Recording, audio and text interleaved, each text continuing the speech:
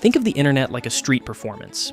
Every day, someone steps up with a mic, a camera, a dream, a viral moment, a lucky clip, a spark, and maybe, just maybe, the world pays attention. But most of the time, you're there just long enough to be forgotten. But then came Ray. One day, no one knew who he was. The next, he wasn't just in the spotlight, he was stealing the show. What's up, GQ? I'm Ray. It's 10 since I can live well.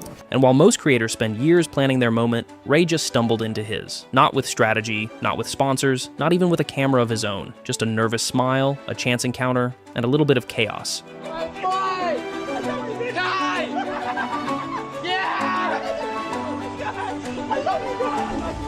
See, 500 days ago, Ray wasn't a streamer. He was a student, finishing high school in Taiwan. No followers, no streams, no hype. His nights were textbooks, gaming, Valorant clips, and inside jokes only 3 friends understood. But that changed on July 14th, 2023, the day Ray accidentally walked into internet history.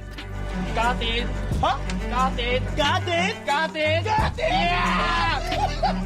Got it! Got it! Kai Cenat was live streaming in Japan. The stream had been live for about an hour when he stopped outside a 7-Eleven in the middle of Tokyo, looking for snacks and filming one of his usual chaotic IRL segments. As he panned the camera around, a kid suddenly appeared in frame, nervous, buzzing with energy, and wearing a wide grin. It was Ray. At that point, no one knew who he was. Just another fan hoping for a handshake, maybe a photo, but this wasn't just another street interaction. Their first words were clumsy. Ray's voice cracked with adrenaline, and his hands trembled as he reached out. Kai laughed, Ray laughed. But more importantly, they matched each other's energy instantly. In that mess of nerves and noise, something clicked. The connection felt real, and instead of walking away, Ray stayed. He didn't just snap a picture and vanish. He asked if he could tag along, and to everyone's surprise, including his own, Kai said yes. So Ray did, for hours. They wandered Tokyo together, through game stores, back alleys, taxis, karaoke booths. Ray wasn't trying to steal the show, he was just reacting in real time. Goofy, honest, completely in over his head. But the magic? It worked. Ray wasn't trying to be funny. He just was. Raw. Real. Ridiculously entertaining. And the clips? They went nuclear. TikTok caught fire, Twitter followed, fans begged for more. Suddenly, Ray wasn't just the kid from the Japan vlog. He was Ray. After their meetup in Japan, everything accelerated. Just weeks after their first chaotic meetup, Kai flew Ray to America for the first time.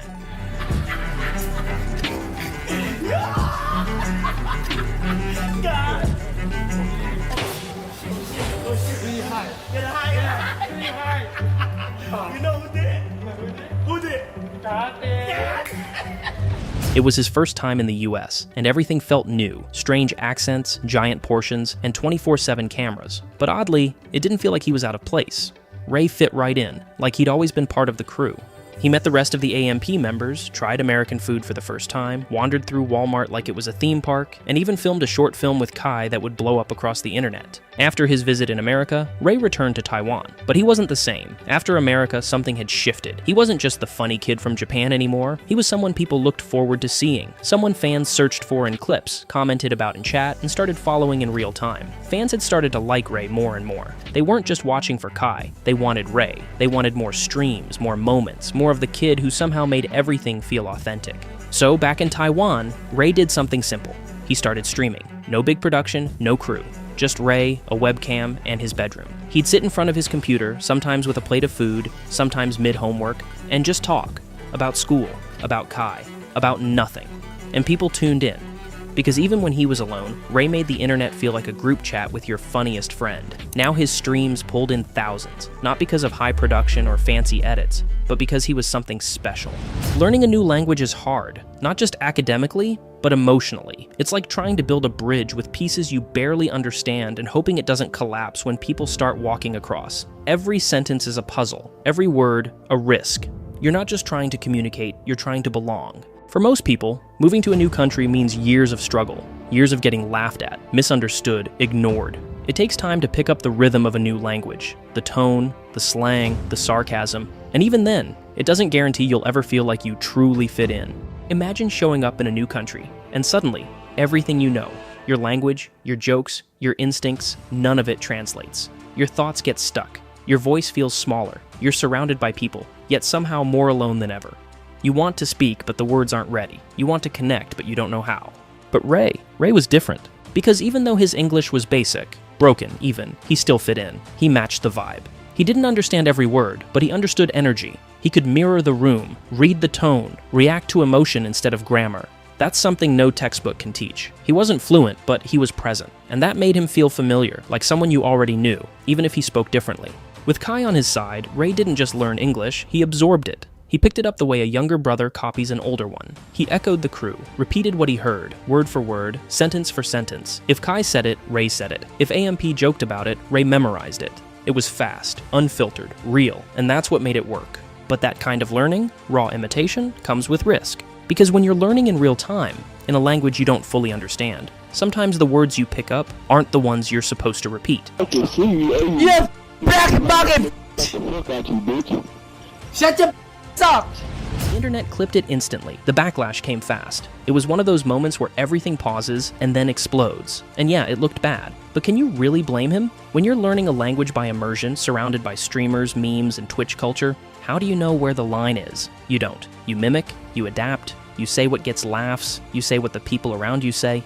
Ray didn't grow up with American context, he grew into it. And sometimes that means learning things the hard way. Ray wasn't trying to be someone else. He wasn't faking it. He was just trying to keep up, trying to speak like the people around him, trying to find his place in a world that moved fast and didn't wait. And as he repeated the phrases, copied the tone, mirrored the humor, something started to happen. He didn't just learn the language, he picked up the rhythm, the slang, the cadence, the jokes, and over time, it changed the way he spoke. It changed the way people saw him.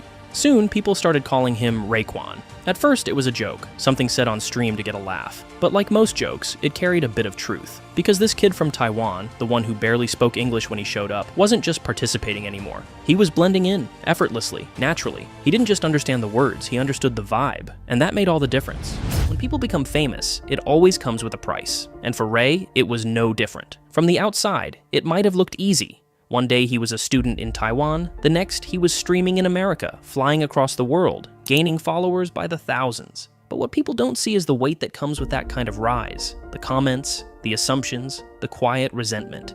Because no matter how many people loved him, there were still plenty who weren't convinced. People who looked at him and didn't see talent. They saw luck. They said he was just in the right place at the right time, just another random kid who stumbled into someone else's spotlight. The narrative was simple. He's only famous because of Kai. It's no different than sports. Think about your favorite athlete. The icons, the ones who changed the game. Every single one of them had someone behind the scenes. A coach, a mentor, someone who pushed them, challenged them, guided them. That mentor didn't make them great. They just helped bring it out. And with Ray, it was no different. Kai saw something in him. Not just a funny kid, not just someone to tag along for content. From that very first moment in Tokyo outside a 7-Eleven, with the stream live and the energy chaotic, something clicked. Ray wasn't trying to go viral. He wasn't chasing the camera. He was just being himself. Awkward, excited, real, and somehow that worked. There was something magnetic about it. The way he matched Kai's rhythm without trying. The way he carried himself with a kind of natural awareness that didn't need polish or perfection. He felt real, not manufactured, not over-rehearsed. Just a kid in the right place, doing the right thing, because it came naturally. And that's rare. That's not something you can teach or script or fake. That's instinct. That's presence. Kai recognized it instantly. That's why he didn't just take a photo and move on. That's why he let Ray stay. That's why he brought him in, on stream, into the crew, and eventually, into the culture. Because Kai didn't make Ray special. He just gave the world a chance to notice what he already saw. So, yeah, Ray got help. But help only matters if there's something worth helping. And from day one, Ray proved that he wasn't just riding a wave. He was the wave.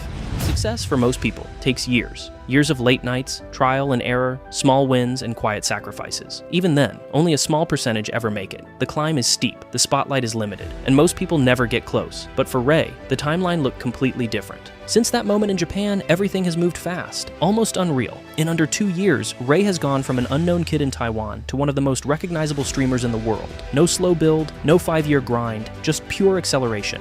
He's reached millions across continents, languages, and platforms. His face has been everywhere.